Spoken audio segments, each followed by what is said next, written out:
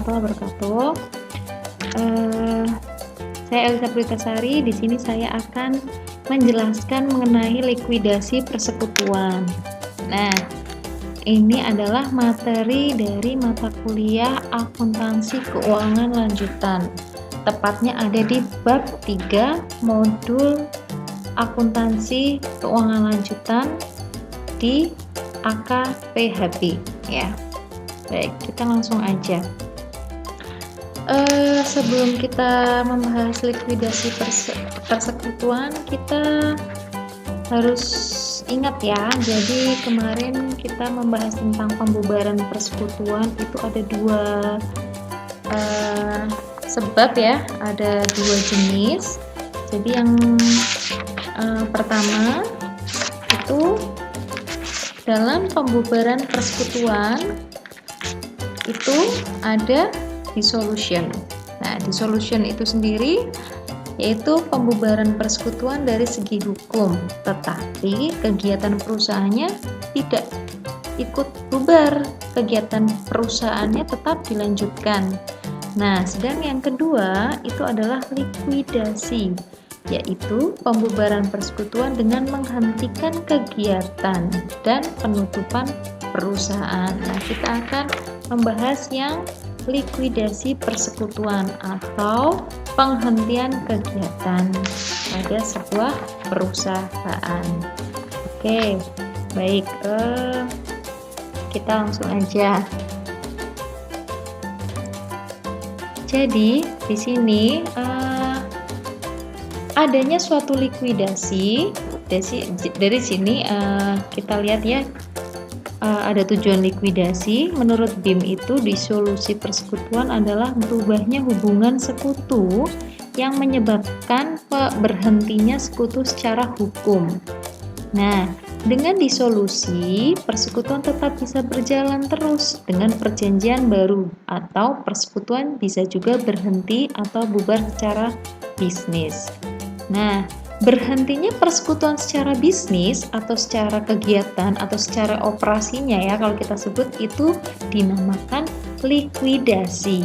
Nah, jadi likuidasi itu sendiri gampangannya likuidasi itu kan seperti sebuah liquid ya, liquid. Jadi sesuatu yang liquid, jadi semua harus dilikuidkan agar nantinya mudah dibagi. Nah, pembubaran persekutuan itu sendiri disebabkan oleh, nah di sini yang pertama itu jika salah seorang sekutu menghendaki pembubaran ya. Jadi ketika persekutuan dimiliki oleh beberapa orang, tapi salah seorang sekutunya menghendaki pembubaran, itu bisa dilakukan likuidasi. Yang kedua, jika salah seorang sekutu meninggal dunia dan ahli warisnya tidak menyetujui untuk melanjutkan persekutuan ya. Jadi misalkan si A, si B, si C membentuk sebuah persekutuan namanya persekutuan ABC. Nah, si A itu meninggal dunia, kemudian ahli warisnya adalah anak si A. Tapi anak si A tidak menghendaki untuk melanjutkan atau mengikuti ayahnya. Ya, jadi kalau misalkan anak dari si A itu tidak menghendaki untuk melanjutkan persekutuan, di situ bisa dilakukan likuidasi. Nah, kemudian yang ketiga, salah satu likuidasi disebabkan oleh perselisihan intern antara sekutu. Jadi sekutu-sekutu ketika ada perselisihan intern kan tentu saja tidak bisa melanjutkan perusahaan. Nah, itu bisa dilakukan likuidasi. Kemudian yang keempat, alasan yang keempat itu likuidasi bisa disebabkan karena salah seorang sekutu dinyatakan pailit. Nah, itu ya. Jadi ada 4 di sini. 4 sebab pembubaran persekutuan sehingga terjadi likuidasi. Nah, tujuan utama dari likuidasi ini sendiri adalah melakukan pengurusan dan pemberesan atas harta pailit. Nah, kalau proses likuidasi ini ada undang-undangnya. Jadi ada Perpu nomor 1 tahun 98 tentang perubahan atas undang-undang tentang kepailitan gitu ya. Nah, Kemudian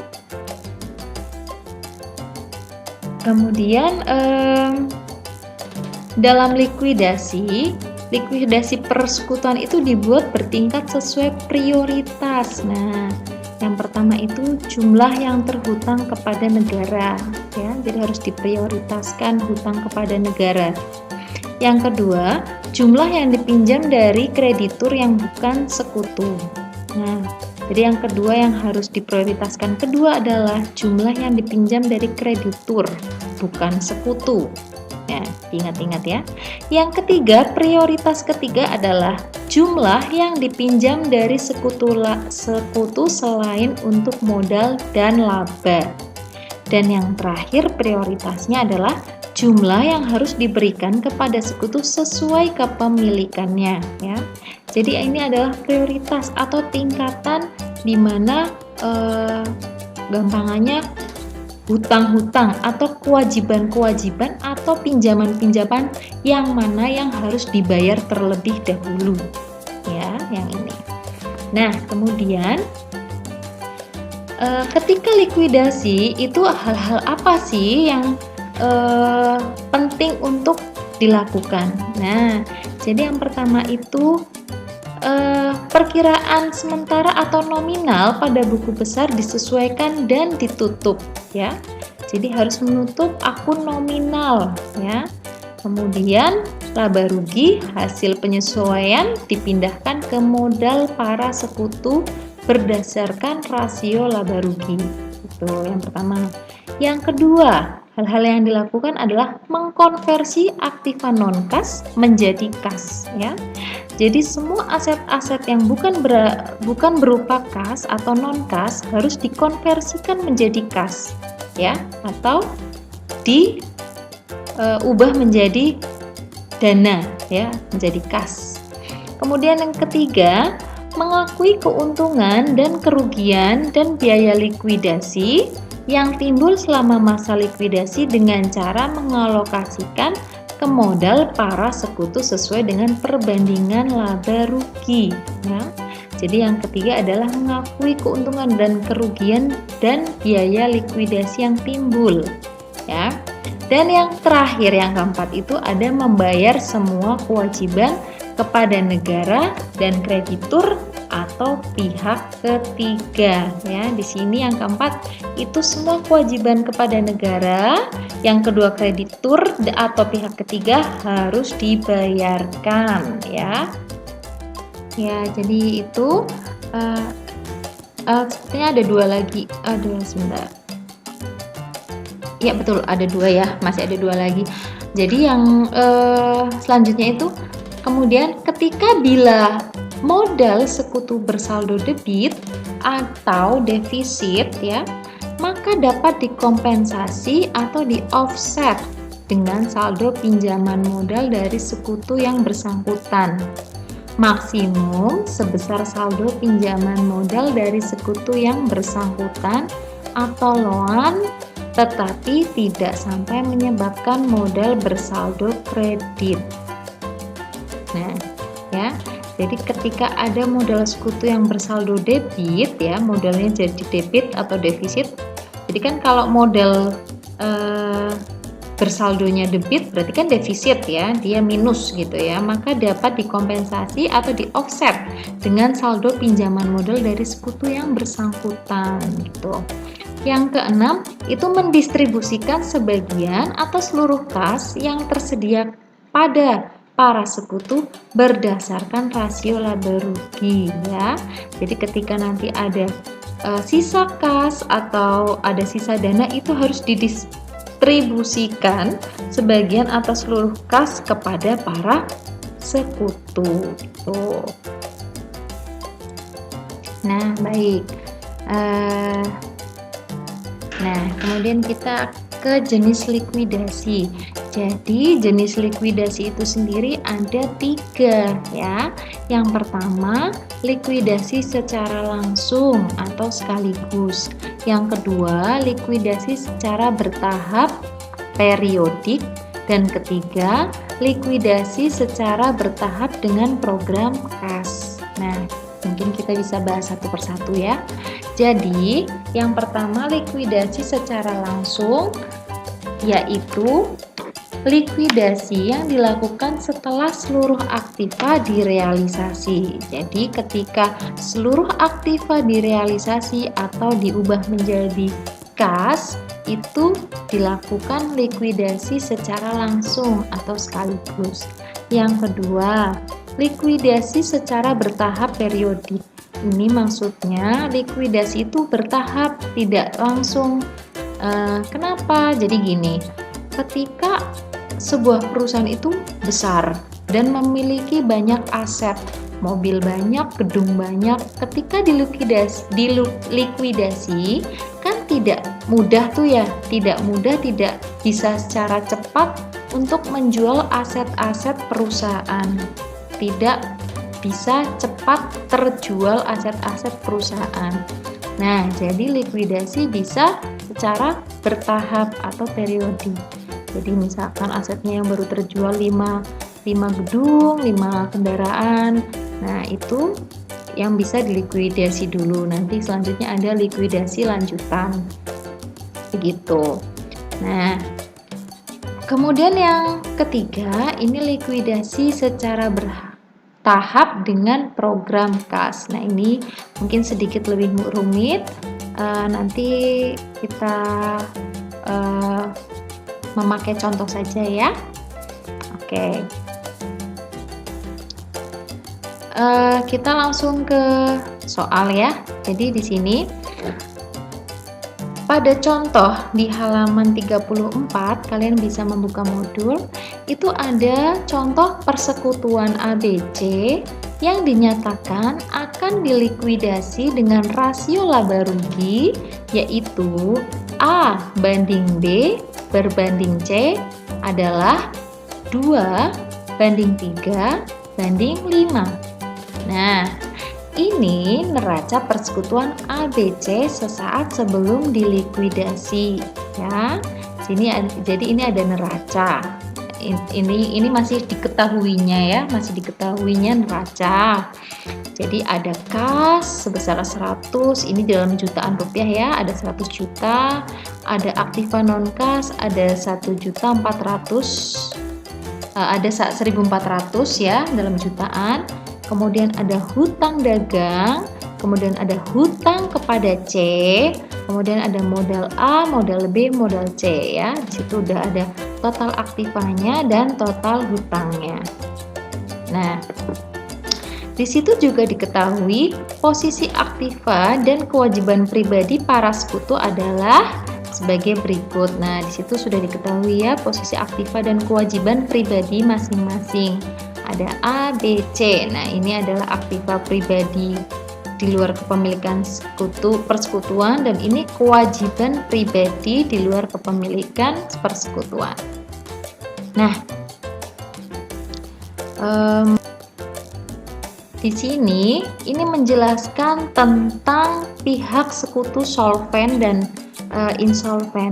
Jadi maksudnya di sini coba kalian lihat ya, di halaman 34 ini ternyata ada di neraca ada hutang dagang. Nah, hutang dagang ini adalah hutang dagang kepada kreditur atau pihak luar.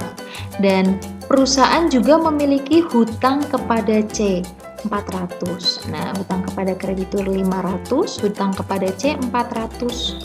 Nah, yang lembar 35 menjelaskan itu bahwa ketika biaya-biaya masih tidak bisa mencukupi untuk membayar hutang kepada pihak luar ya, nanti ketika sudah diskon sudah dihitung dan tidak bisa mencukupi untuk membayar hutang-hutang kepada kreditur maupun kepada pihak C, maka akan dibebankan kepada sekutu yang solven ya. Jadi sekutu yang solven akan membayar hutang terlebih dahulu ya. Jadi sekutu yang solven itu adalah sekutu yang bisa membayar hutang. Itu ya, kita langsung saja ke soal. Nah, ini ada soal. Jadi soal ketika, jadi masih soal yang pertama tadi ya, masih soal yang ini, soal persekutuan ABC dengan neraca di halaman 34. Namun, kasusnya ketika apabila seluruh aktiva non-kas hanya dapat direalisasi sebanyak 1.300.000.000. Nah, gimana sih membuat daftar likuidasinya? Nah, ayo kita bersama-sama.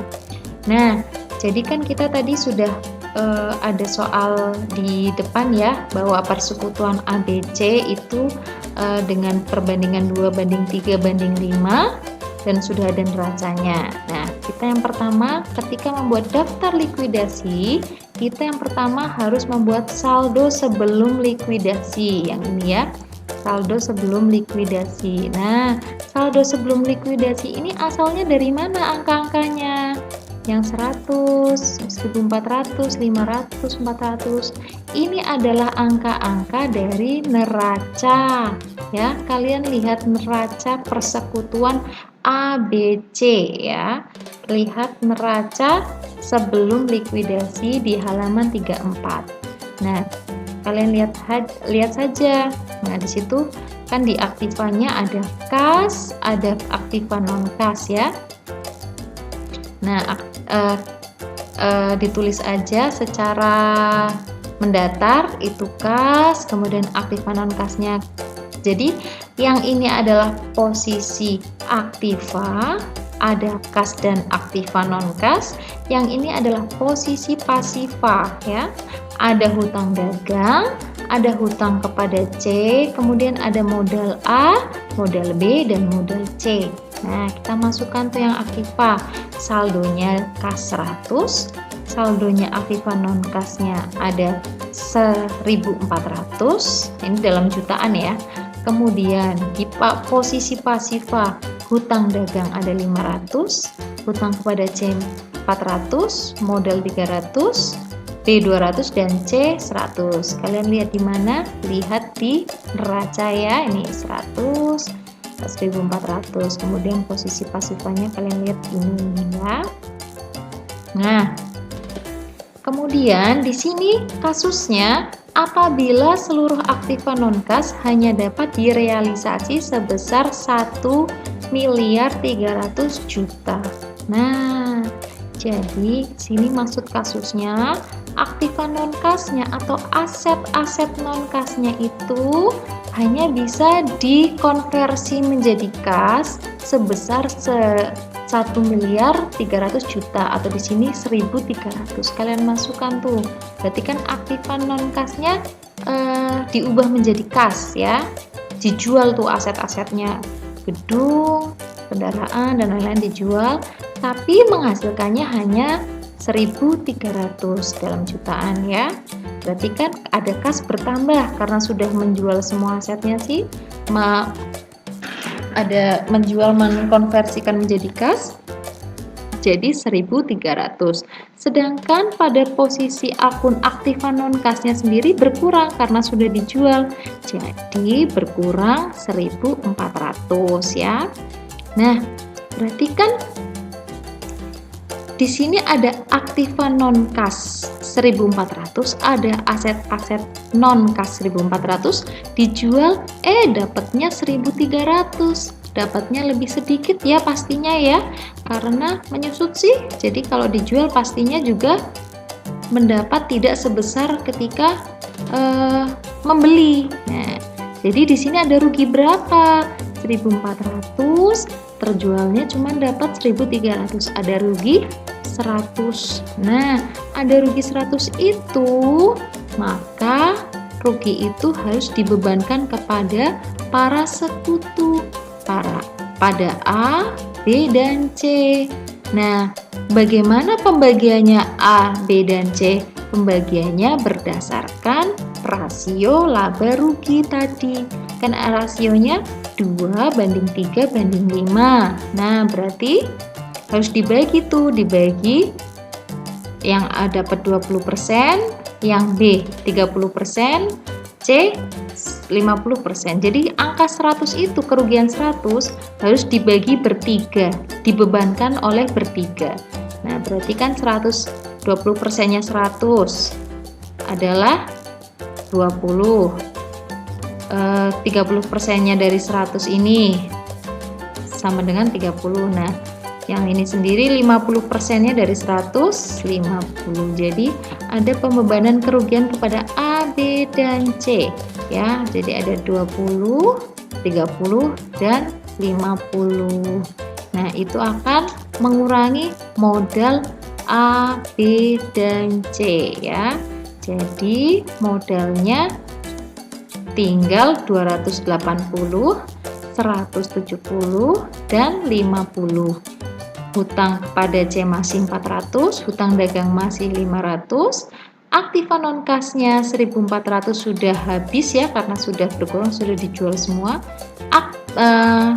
Kasnya bertambah ya, 100 ditambah 1300, 1400. Nah, langkah yang kedua setelah realisasi aktiva itu adalah pembayaran hutang kepada kreditur. Nah, kita harus membayar hutang kepada kreditur. Nah, di sini nggak ada hutang kepada negara ya, itu adalah prioritas utama. Tapi di sini nggak ada hutang kepada negara. Dan prioritas kedua tadi apa ya? Masih ingat, membayar hutang kepada kreditur. Jadi ini adalah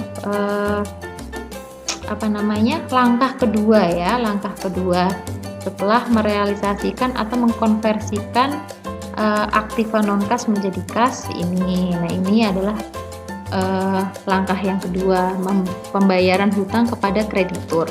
Nah, di sini kan sudah jelas ya, ada hutang dagang atau hutang dagang ini adalah hutang kepada kreditur sebesar 500 juta. Nah, 500 juta ini harus dibayarkan. Ngambilnya dari mana? Dari kas yang ada. Harus berarti dikurangi hutang dagang. Hutang dagangnya harus dilunasi. Berarti kasnya harus dikurangi 500. Jadi 900. Aktiva non kasnya 00. Hutang dagangnya yang tadinya 500 sudah dibayarkan 500. Jadi udah tidak punya hutang dagang. Hutang kepada C masih 400, modal ABC masih tetap sama ya masing-masing. Nah, setelah langkah membayar hutang kepada kreditur, apa yang harus kita lakukan? Yaitu kita harus mendistribusikan kas ya. Kita harus mendistribusikan kas. Nah, ketika kita mendistribusikan kas, kita lihat nih, kas yang masih ada di perusahaan adalah 900. Tapi kita punya hutang kepada C, ya. Nah, ini harus kita selesaikan terlebih dahulu. Jadi kas ini harus mengurangi hutang kepada C, harus nyaur hutang kepada C sebesar 400. Berarti kasnya ya, hutangnya tersaur, sudah nggak ada hutang lagi kepada C perusahaan, jadi 0. Nah, sisanya berapa? 900 dikurangi 400, sisanya 500. 500 ini adalah dibagi kepada A, B, C ya. Nah, ini hasilnya 500 ya, 280, 170, dan 50. Sini pasifanya 900, aktifanya 900, semuanya 0 ya. Itu adalah kasus yang pertama. Nah, kemudian bagaimana cara menjurnalnya? Nah, kita menjurnalnya dengan melihat daftar likuidasi. Yang pertama kita menjurnal. Nah, menjurnal ketika aktiva non kas itu direalisasikan menjadi kas ya. Jadi ada pengurangan aktiva non kas, berarti aktiva non kasnya di sini ada di kredit sebesar 1.400.000.000, kasnya bertambah 1.300.000.000, kemudian modal A, B, dan C ya sebesar 20 juta, 30 juta, dan 50 juta. Jadi sama saja kita menjurnal baris yang ini. Nah ya, baik. Kemudian yang kedua, kita harus menjurnal penyelesaian hutang dagang ya. Yang kedua kan tadi kita pembayaran hutang dagang, kita menjurnal di tabel yang ini. Nah, ada penyelesaian hutang dagang tuh, pembayaran hutang dagang, berarti hutang dagang berkurang kan? Berkurang ada di posisi debit ya. Hutang dagang kepada kreditur ada di posisi debit sebesar 500 juta. Dan kas untuk menyaur atau membayar hutang ada 500 juta ya. Ini tidak ada tulisannya, menghilang, jadi di sini ada 500 juta ya.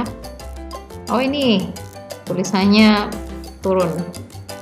Nah, kemudian yang ketiga, kita harus menjurnal apa? Kita harus menjurnal pembagian kas atau pendistribusian kas yang ini. Nah, di situ pembagian kas berarti ada kas berkurang kan? Sebesar 900, berarti ada kas di kredit 900 juta. Kemudian ada penyauran, apa sih ya? Penyelesaian hutang dagang, hutang kepada C sebesar 400. Nah, berarti hutangnya berkurang, ada di debit sebesar 400 juta. Kemudian modal A juga 200 sepertinya 280 ya. Iya, 280 juta. Modal B-nya 170 juta dan modal C-nya 50 juta. Ada modal berkurang ya. Baik. Ya, baik, kita lanjutkan ya ke kasus yang kedua. Nah, kasus kedua ini masih tentang non-kas itu dikonversikan atau direalisasikan ya. Namun di sini kasusnya apabila seluruh aktiva non-kas hanya dapat direalisasi sebesar 800 juta. Nah, nanti di kasus ini kalian akan mengenal yang namanya defisit dengan loan ya.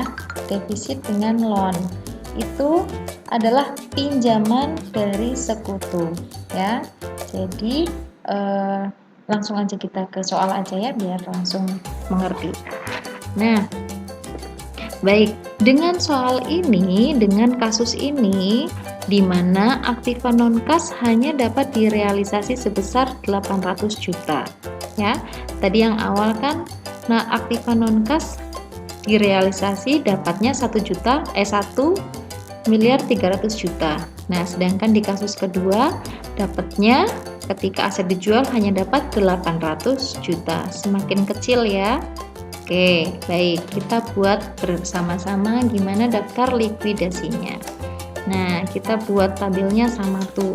Yang pertama itu kita masih sama, kita harus membuat atau mencantumkan saldo sebelum likuidasi ya. Ini adalah angka-angkanya. Masih ingat ya, makit ini berasal dari mana? Saldo sebelum likuidasi berasal dari neraca ya. Neraca ada di soal di halaman 34. Baik. Nah, yang pertama, langkah pertama kita harus menghitung realisasi aktivanya ya. Jadi diberi. Jadi keterangan kasusnya adalah realisasinya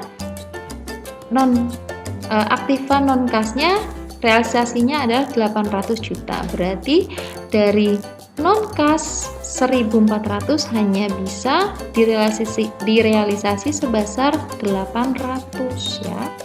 Berarti 1.400 ini dijual dan kita mendapat 800 kas ya. Berarti kasnya bertambah 800. Kemudian aktiva non kasnya berkurang karena sudah dijual, berkurang 1.400. Nah, di sini masih sama ya, hutang dagangnya 500 tidak ada, hutang kepada C-nya juga tidak ada. Nah, di sini di mana aset awal atau aktiva non kas awalnya sebesar 1.400 dan terjualnya 800, maka ada apa? Ada kerugian ya. Ada kerugian ada kerugian sebesar 600. Nah, kerugian ini gimana ya? Masih ingat ya, kerugian ini kita bebankan ke modal masing-masing sekutu. Kita harus membagi-baginya kepada sekutu A, sekutu B, sekutu C. Nah, angka ini kalian tahu ya dari mana? Nah, kalian bisa hitung. Kemudian ini adalah hasilnya. 100 ada 800 ditambah jadi 900. Non kasnya habis. Hutangnya masih 500, hutang kepada C-nya 400. Kemudian modalnya A masih 180, modalnya B 20. Nah, di sini inilah perbedaannya dengan kasus yang pertama. Di sini ada hutang modal C defisit 200 ya. Ada defisit modal sebesar 200. Nah, disinilah inilah yang namanya distribusi di sini yang namanya defisit dengan loan ya. Jadi membayar defisit dengan pinjaman gitu ya. Nah, kita langsung aja. Yang langkah selanjutnya adalah kompensasi defisit dengan loan ya. Kita harus mengkompensasikan defisit 200 ini dengan pinjaman hutang kita kepada C. Kita itu sebagai perusahaan ya. Perusahaan masih punya hutang kepada C 400. Sedangkan modalnya defisit 200. Kita ambil 200 untuk menutup defisit modal C. Ya, jadi hutangnya ini untuk membayarkan defisitnya C hingga menjadi 0 ya. Jadi hutangnya 400 menutup defisitnya ini 200, jadinya hutang kepada C masih ada 200. Nah, modalnya C ada tadinya defisit 200 ditutup dengan hutangnya perusahaan kepada C 200, jadinya habis ya, sudah 0. Nah, yang lain sama 400 ya, kasnya 400, ini 0. Kemudian hutang dagangnya 0 tadi sudah dibayar. Kemudian modal A 180, modal B 20 ya. Nah, kemudian langkah selanjutnya adalah pendistribusian kas ya. Pendistribusian kas kita masih ada kas sebesar 400. Nah, sebesar 400 itu harus didistribusikan hingga menjadi habis atau 0 ya. Jadi 400 ini yang pertama adalah perusahaan harus membayar hutang kepada C sebesar 200 ya. Jadi 400 diambil 200 sama dengan 200 ya. 400 diambil 200 ya sama dengan 200. Ininya 0 ya. Diambil 200 berarti masih ada kas 200. Nah, 200-nya ini didistribusikan kepada A dan B ya. Jadinya kasnya habis. Oke, kas habis, non aktif non kasnya juga udah 0, hutang dagang sudah tidak punya lagi, hutang kepada C sudah lunas, kemudian sudah dikasih tadi yang 200 itu sudah dibagi 2 ya, A dan B masing-masing 180 dan 20 sudah 0 semua gitu. Itu yang namanya tadi kompensasi defisit dengan loan ya, mengkompensasikan defisit ini tadi dengan loan, dengan pinjaman ya, pinjaman perusahaan kepada sekutu. Nah, kita sudah membuat daftar likuidasinya. Apa yang selanjutnya kita buat? Kita harus membuat jurnalnya ya. Jurnalnya ini. Nah, kita jurnal tuh satu-satu. Nah, yang pertama kita harus menjurnal mengenai realisasi aktiva. Nah, angka-angka ini harus kita jurnal ya. Tadi ada aktiva non-kas 1.400 juta menjadi kas sebesar 800 juta, dan ada rugi yang dibebankan kepada A, B, dan C. Jadinya modalnya berkurang, ada di posisi debit kayak gini. Nah, ini jurnal untuk mencatat realisasi aktiva non-kas. Yang kedua, jurnal untuk membayar hutang kepada kreditur. Nah, ini harus kita jurnal. Dimana tadi hutangnya dibayarkan, berarti hutang berkurang, ada di posisi debit 500 juta. Untuk membayar hutang kita mengambil kas, berarti kasnya berkurang, di kredit 500 juta. Dan yang ketiga, kita menjurnal kompensasi defisit dengan hutang kepada sekutu atau lawan ya. Dimana tadi hutang kepada C-nya kan sudah dibayar ya.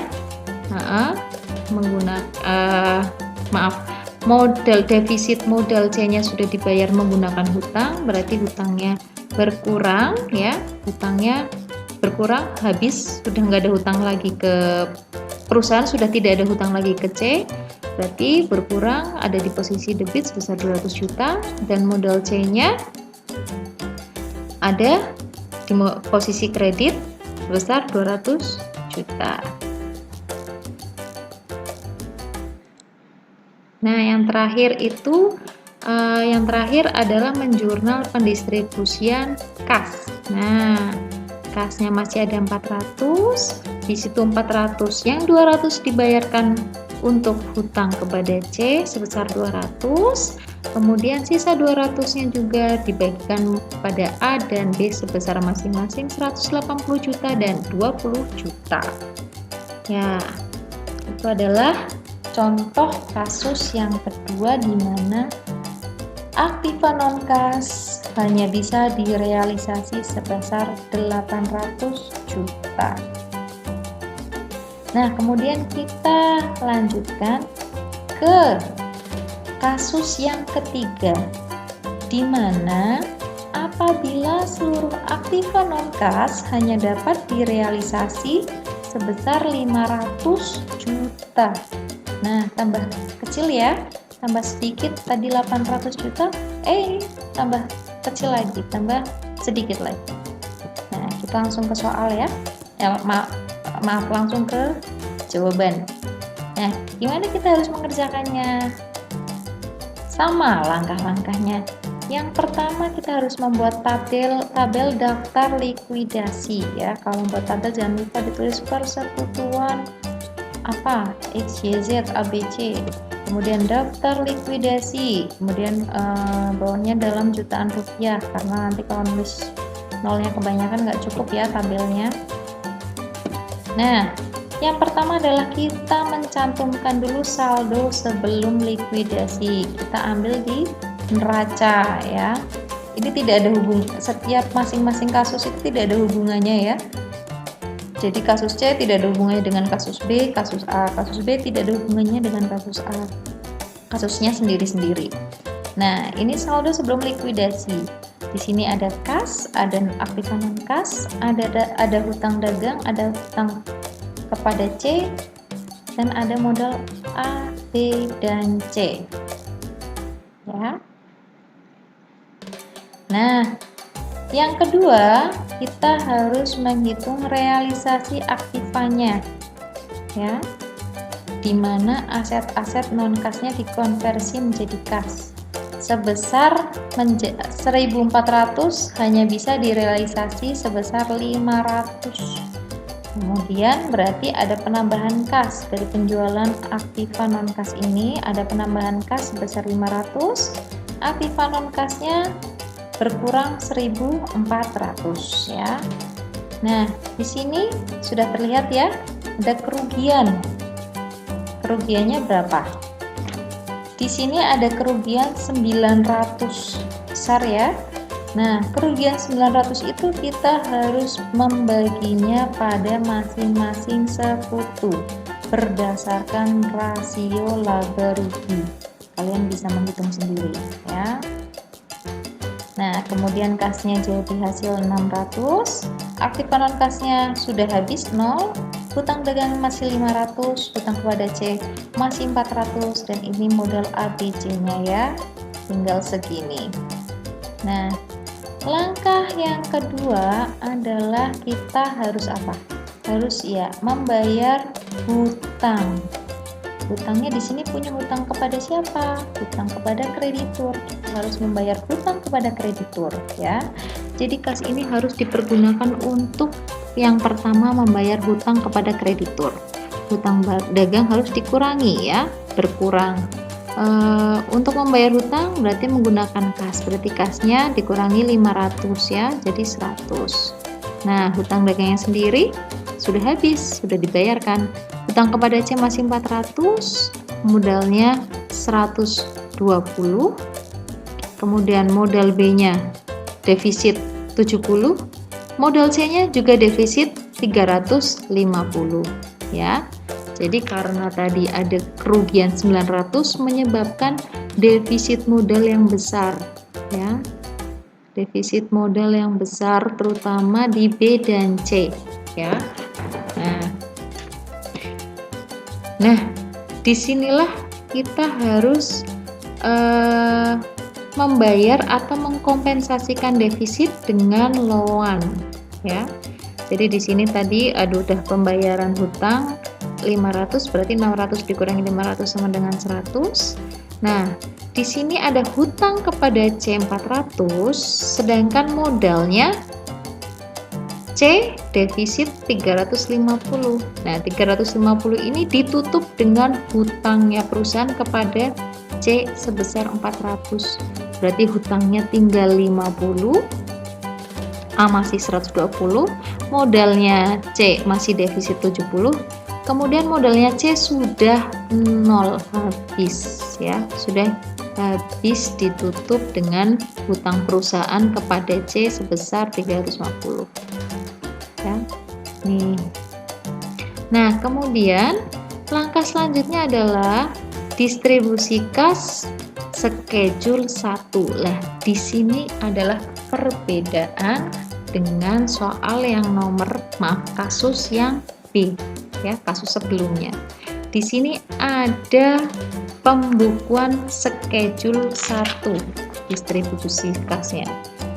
Kenapa sih ada schedule 1 pembukuan? Rumit sekali, Bu. Ya, rumit ya, memang seperti ini. Kita kalau mau belajar pasti bisa. Nah, kenapa sih ada schedule 1? Nah, karena di sini ada kekurangan dana ya, kekurangan dana untuk membayarkan hutang dan defisit modal. Dimana kita tahu? Nah, kita tahunya dari sini. Kasnya masih ada 100. Kita punya hutang kepada C 50. Padahal kita punya 100. Misalkan kita membayar 50, berarti kan masih 50. 50 ini modalnya C aja defisit 70 ya, kurang. Nah, jadi angka ini kalau ini apa namanya mengerjakan ini belum ada sebelum kita membuat schedule pembayaran kas ya. Angka ini belum ada. Ini dari sini belum ada sampai sini sebelum kita membuat schedule pembayaran kas. Gimana cara membuatnya? Nah, cara membuatnya kita masukkan saldo sebelum distribusi kas ya. Jadi saldo sebelum distribusi kasnya itu kan ada ini ya. Ada saldonya ya, ada 120 dan ada defisit 70. Nah, itu yang harus kita hitung. A 120, yang B defisit 70 dan yang C 0 ya. Namun kita kan punya kas 100. Nah, 100 ini untuk membayar hutang C. Ya. Nah, jadi ya ini jadi 50 hutang perusahaan kepada C 50 ini kita masukkan tuh ke loan 50 ya. Berarti ada modal, penambahan modal di C50 ya. Jadi kita harus mengkonversikan hutang kepada C ini menjadi tambahan modal di C, hutangnya jadi modal ya. Nah, kemudian hak para sekutunya jadi 120, yang B masih defisit 70, yang C 50. Nah, di situ kan masih ada yang defisit 70. Nah, sedangkan kalian harus ingat ya, ketika persekutuan itu ketika salah satu sekutunya defisit modal seperti ini, itu harus ditutup oleh sekutu-sekutu lainnya ya. Bentar, saya ada telepon. Ya, kita lanjutkan ya. Jadi di sini ada defisit B. Nah, defisit B ini ditanggung oleh A dan C ya. Jadi defisit B ini kemungkinan ditanggung oleh A dan C ya. Jadi kita mengambil A 20 dan 50-nya mengambil di C. Nah, kenapa nggak rata, kenapa nggak separuh-separuh? Enggak, karena di sini untuk mempermudah mengenolkan ya. Jadi untuk mempermudah, jadi yang C langsung diambil 50 jadi 0. Nah, sisanya 20 ambil di A. Jadinya 100. Nah, distribusi kasnya 100. Nah, kemudian kita kembali lagi. Nah, ini ya, pengembalian pinjaman 0 dan pengembalian modal 100. Pengembalian modal ini kembali lagi ke daftar likuidasi yang tadi. Nah, 100 tadi kita masukkan ke sini. Nah, ini kan ada 100. Nah, pendistribusian kas 100 dari modalnya si A. Nah, 100 itu kita masukkan pendistribusian ke sini ya. Nah, ada pendistribusian kas sebesar 100, berarti ada pengurangan kas 100 jadi 0. Kemudian ada pengurangan kas di A, jadinya modal A 20. Nah, hutang kepada C 50, modal B defisit 70 ya. Kemudian hasilnya ini ya, kasnya 0, ini 00, kemudian hutang kepada C masih 50. Nah, ada modal A 20, tinggal 20, modal B defisit 70. Nah, di sini ada hutang kepada C sebesar 50, ini untuk didistribusikan kepada, nah, hutang 50 ini didistribusikan kepada modal defisit B ya. Modal A yang masih 20 juga didistribusikan untuk defisit modal B ya. Jadi 50 dan 20 ini untuk menutup defisit modal B. Ini berkurang 50 jadi 0, ini berkurang 20 0. Nah, defisitnya B yang 70 sudah tertutup, berarti ditambah 70 jadinya 0. Semuanya 0. Itu ya. Itu adalah kasus yang ketiga. Nah, itu tadi adalah 3 kasus ya. 3 kasus berbeda pada likuidasi persekutuan.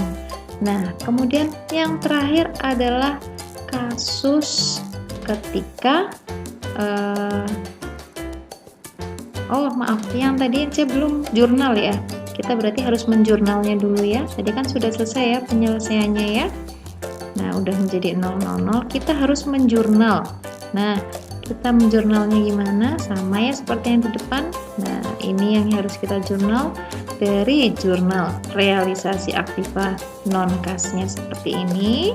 Kemudian jurnal pembayaran hutang dagang seperti ini, seperti penjelasan pertama dan kedua. Kemudian jurnal untuk mencatat offset atau kompensasi defisit dengan hutang kepada sekutu atau loan. Loan itu hutang kepada sekutu ya. Seperti ini.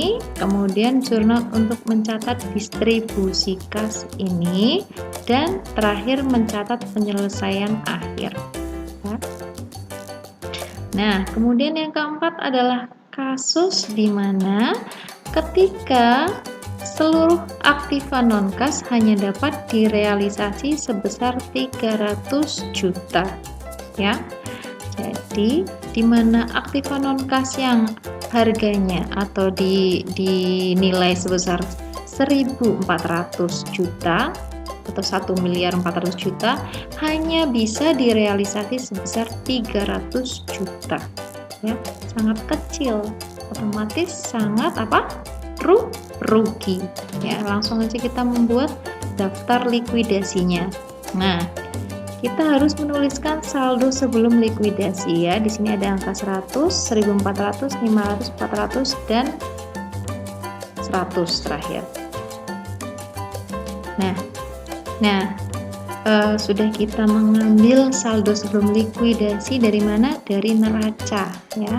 Kemudian langkah kita yang pertama adalah mencatat realisasi aktivanya ya. Jadi tadi aktivanya di sini ketika dapat direalisasi hanya sebesar 300 juta. Ya, berarti aktiva non-kas ini terjual hanya mendapat kas sebesar 300. Berarti ada kas bertambah 300, aktiva non-kasnya berkurang 1.400. Nah, berarti ada kerugian sebesar 1.100 ya, 1.100 juta ya. Dan itu ruginya harus dibagi kepada setiap sekutu ya. Pembagiannya sama, perhitungannya kalian hitung, hasilnya akan segini ya. Kemudian ini hasilnya, kasnya jadi 400, aktiva non kasnya 0, hutang dagang masih 500, hutang kepada C masih 400, dan ini modelnya. Model A tinggal 80, model B defisit 130, dan model C defisit 450 ya. Nah, di sini langkah selanjutnya yang pertama kita harus apa? Ya, betul. Kita harus membayar hutang kepada kreditur atau pihak ketiga. Di sini ada ya hutang dagang, ini adalah hutang kepada pihak ketiga atau kreditur. Nah, tapi di sini kas kita hanya punya 400, sedangkan hutang dagang 500. Ya habis, bahkan kurang, ya kan? Gak apa-apa, kita catat saja. Kasnya berkurang 400, di mana hutang dagangnya berkurang 400 ya.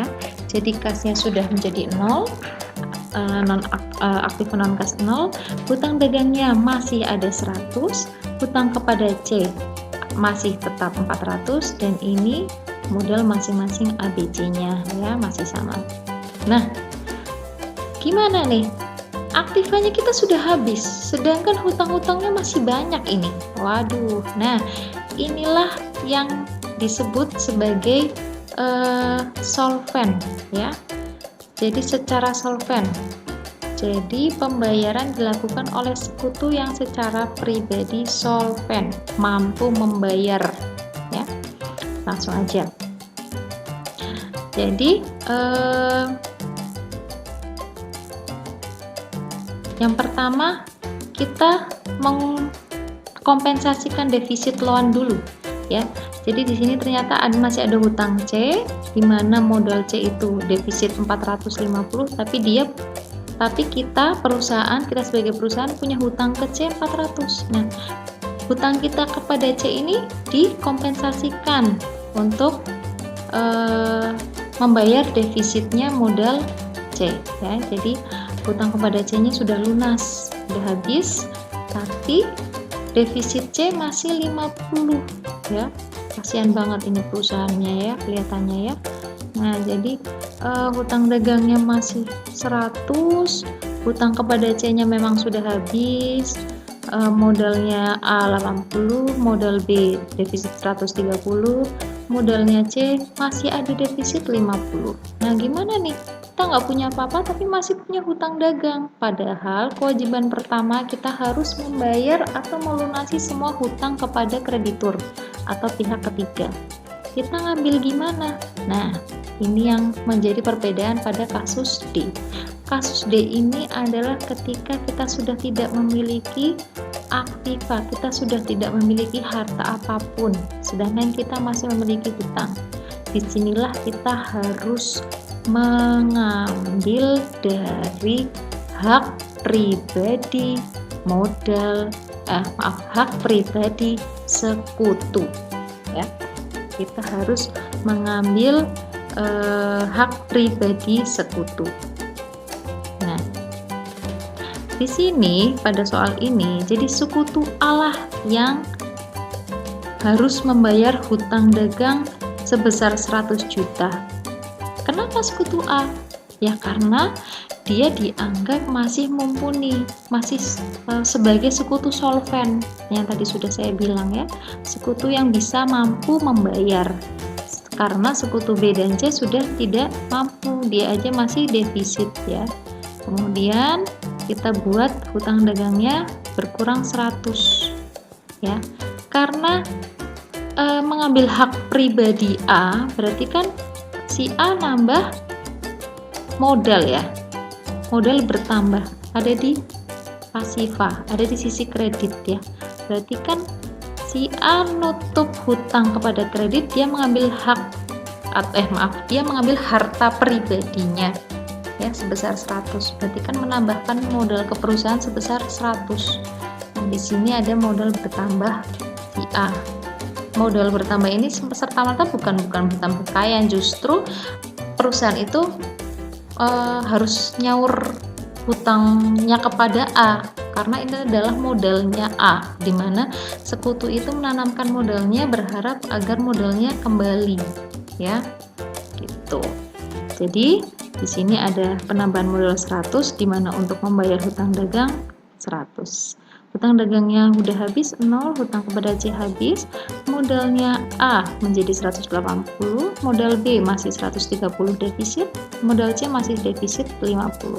Nah, di sini yang namanya persekutuan itu ketika masing-masing sekutu punya defisit modal, itu harus ditutup dengan sekutu yang mampu, sekutu solven. Nah, di sini terlihat sekutu yang mampu atau yang solven adalah si A ya, masih 180. Jadi 180 ini untuk menutup modal defisit si B dan si C. Jadi modal si B ditutup 130, berarti ditambahkan 130, modalnya habis, defisit ditambahin jadi habis, C juga habis. Nah, modal A sendiri ada 180 sudah diambil untuk menutup modal B dan C habis, jadinya 0 ya. Nah itulah gunanya sekutu solven atau sekutu yang mampu membayar. Nah, di sini setelah kita membuat daftar likuidasi, kita lalu membuat jurnalnya. Nah, ini adalah jurnalnya ya. Jurnalnya sama tentang bagaimana caranya. Yang pertama kita harus menjurnal realisasi aktivanya di jurnal seperti ini. Penjelasannya sama seperti yang di depan ya, tidak perlu saya jelaskan lagi. Yang kedua sama mencatat membayar hutang dagang ya, ini di jurnal. Nah, kemudian yang ketiga mencatat offset atau kompensasi defisit dengan hutang kepada sekutu atau lawan ya. Tadi yang hutang dagangnya si C itu dibuat untuk membayar defisit si C ya, 400. Nah, kemudian jurnal selanjutnya adalah membayar hutang dagang oleh A, di mana tadi si A mengambil harta pribadi untuk membayar hutang dagang. Berarti kan modalnya bertambah ya, modal bertambah ada di sisi kredit. hutangnya apa? Hutangnya berkurang ya, berkurang di sesi debit. Nah, yang terakhir jurnal untuk mencatat penyelesaian akhir ya, jurnal mencatat penyelesaian akhir. Begitu. Oke. Baik, terima kasih. Itu adalah penjelasan dari bab 3 di mana materi likuidasi persekutuan. Terima kasih, semoga bisa dipahami. Salam sejahtera dan selalu sehat. Bye-bye.